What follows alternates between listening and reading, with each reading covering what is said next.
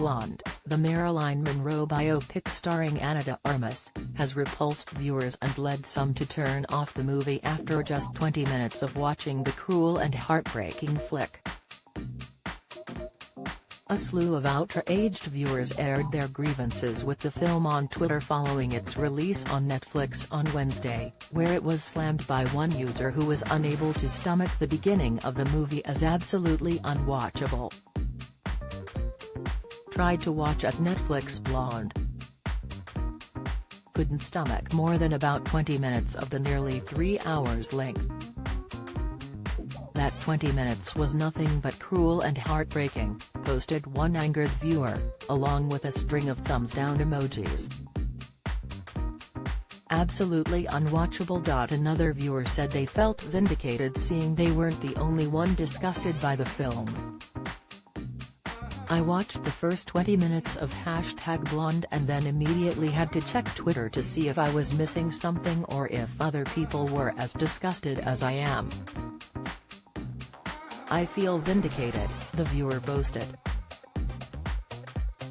Not even 20 minutes in, and I am thoroughly not enjoying the new Marilyn movie. #Blonde, wrote another. One Twitter user was prepared to turn off their TV after just 15 minutes. Nah, the beginning of this #Blonde movie not for the faint of heart. I'm about ready to turn it off in the first 15 minutes, they posted. There was at least one defender, however, with a fan praising the film and leading star Ana de Armas.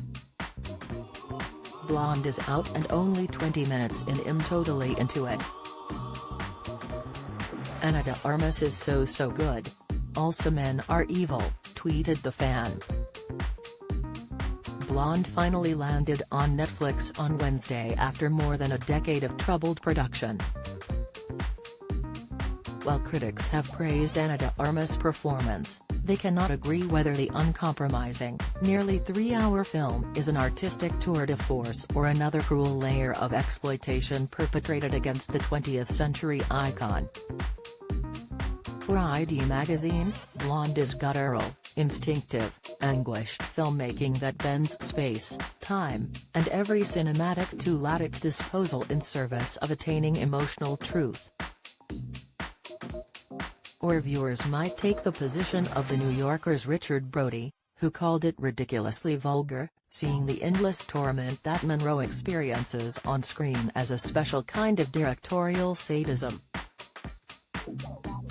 There are certainly no punches being pulled by Australian director Andrew Dominik in his adaptation of the hit semi-fictional book of the same name by Joyce Carol Oates. From the trauma of a mentally unstable and violent mother, through her rape at the hands of a studio boss, to a particularly sordid scene with President John F. Kennedy, Monroe's life is depicted as one of relentless abuse and anguish. Dominik spent 11 years trying to get the film made, and has credited the #MeToo movement against sexual assault with finally generating interest in the story, though he reportedly fought long and hard with Netflix over long running time and graphic scenes. Armas told reporters at the Venice Film Festival, where the film premiered this month, that she had to go to uncomfortable, dark and vulnerable places for the role. She was all I thought about, all I dreamed about, all I could talk about. She was with me, and it was beautiful, she said.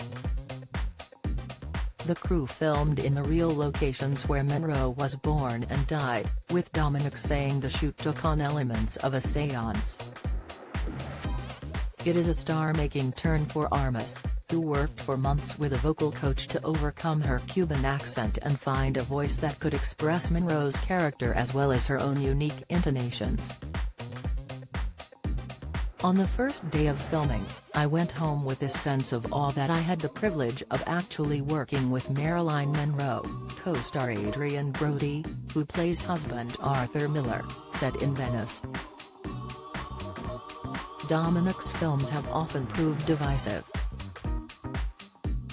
Many saw his previous biopic, The Assassination of Jesse James by the Coward Robert Ford starring Brad Pitt, who serves as a producer on Blonde, as a poetic masterpiece, but just as many found it dull and pretentious, and it flopped at the box office.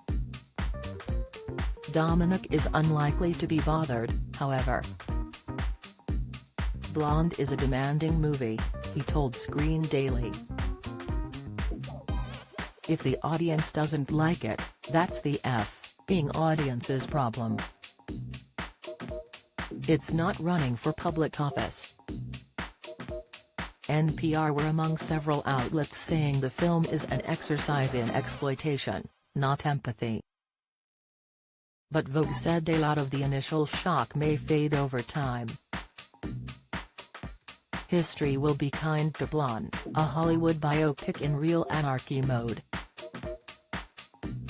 which, in time, could be considered a masterpiece.